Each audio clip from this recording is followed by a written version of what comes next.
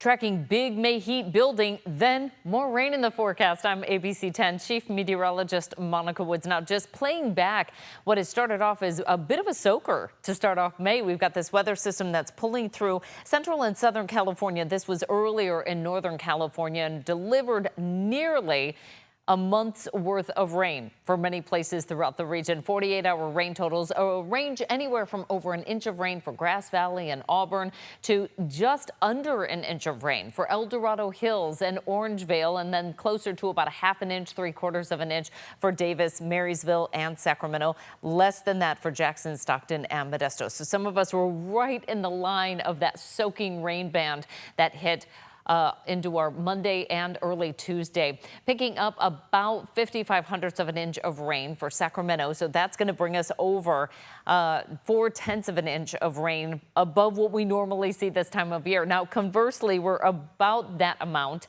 for the water year, just slightly under a half an inch of where we should be at this point in the season. With that in mind, we really don't see too much in the month of May, so it's very likely we'll end close to that, except we're not entirely done with rain, it looks like, for the month of May. Statewide precipitation numbers also bumping up a notch for the month of May. Really delivered some nice numbers here. Many places still above average. Stockton, we're over 2 inches ahead of what we normally see this time of year, and for Santa Barbara, over 6 inches for the water year, ahead of what we normally see. Also Tahoe, I know we've been talking about a snow drought, but precipitation, we're about 1.5 inches ahead of what we normally see. That's because we saw a lot of rain coming in before we saw some of the snow for the season. Average monthly rainfall, you can see we really knock off by the time we get to May into June, so it's certainly nice to get any kind of bonus rounds coming through. The wettest month just didn't really deliver the punch that we normally have. So we were looking terribly dry into the end of March, and then May came around and things really started to pick up, as well as April. April was a soaker for us. Our reservoir totals looking good. We're at about 90 to 95% full. Oroville, we're nearly at capacity right now, with everybody well ahead of average. And that's true as well for the Central Sierra. Everybody about 75 to 90% full right now. San Luis, that's our off-stream pumped water reservoir that really we have a lot more flexibility. So it's nice to see that numbers are high in all areas. We really have the flexibility to play around with those numbers here as we head into the next couple of months, delivering more water to folks that need it. Folsom celebrating their 70th year of dedication. Back in 1956, they dedicated Folsom Dam.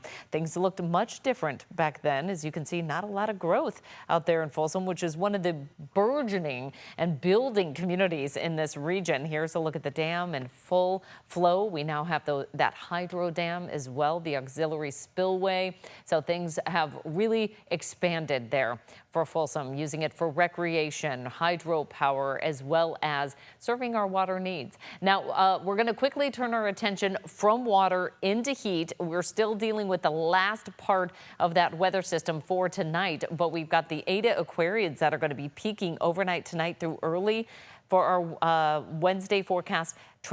These travel fast at about 40.7, I think, 40.7 seconds per hour. So expect them to move fast, 10 to 20 per hour. Look for kind of glowing trains because they move so fast. It looks like just a streak of a train glowing in the nighttime sky. As I mentioned, we're going to quickly turn our attention to heat, but in the meantime, we build that cloud cover for tonight just temporarily for the valley and parts of the foothills. So it's going to be tough viewing for tonight, except for the very highest elevations. And then we pick up an onshore flow. That's going to help to scour out some of the clouds, as well as bring us just a light breeze into our Wednesday, keeping temperatures at bay. But then we turn our attention to a north wind by Saturday, and that will build that heat quickly under a ridge of high pressure. So we have a weather impact alert starting up on Sunday. It takes us through early next week. Moderate heat risk, need shade, hydration, and be water safe, especially this weekend when you might be looking at the waterways to get relief from the heat, but they're running cold, fast, and high. Those water temperatures still quite chilly. Coming in May is our average first 90-degree day. That's usually May 8th, and it looks like we'll be very close to that.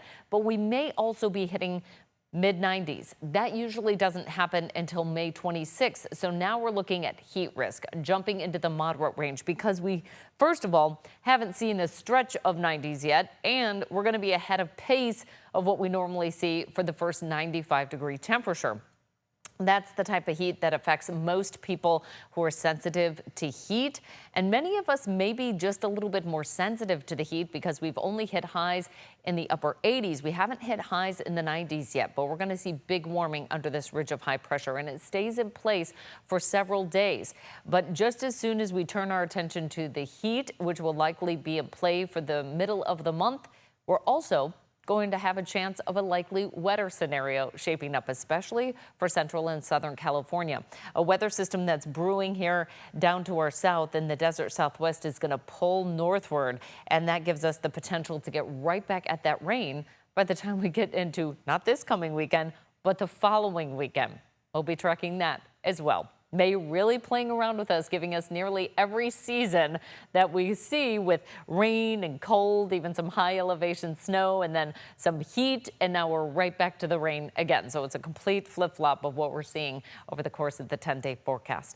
Highs are in the 60s and 70s tomorrow for this year, with 60s and 70s in the foothills. Across the coast, we get to highs in the 60s. Inland areas, we're starting to get just a little touch of warmth, but actually just back to near average highs in the upper 70s to near 80. It's once we dig into our longer range forecast that we really see a jump in those temperatures, particularly on Mother's Day. On Sunday, highs will be in the 70s for this Sierra, 80s for the foothills, and then for the coast, we're kind of flirting around 70 degrees, upper 60s for the wrap up of the weekend. But the valley forecast looks quite a bit different. We'll be jumping into the 90s by Sunday and then mid-90s by early next week. So Mother's Day is going to be quite toasty in the low 90s, mid-90s Monday and Tuesday, still in the low to mid-90s on Wednesday before we start to see those temperatures fall off by the end of the week. And that's when we'll be tracking a slight chance for showers returning to the forecast for that following weekend. We'll be tracking it.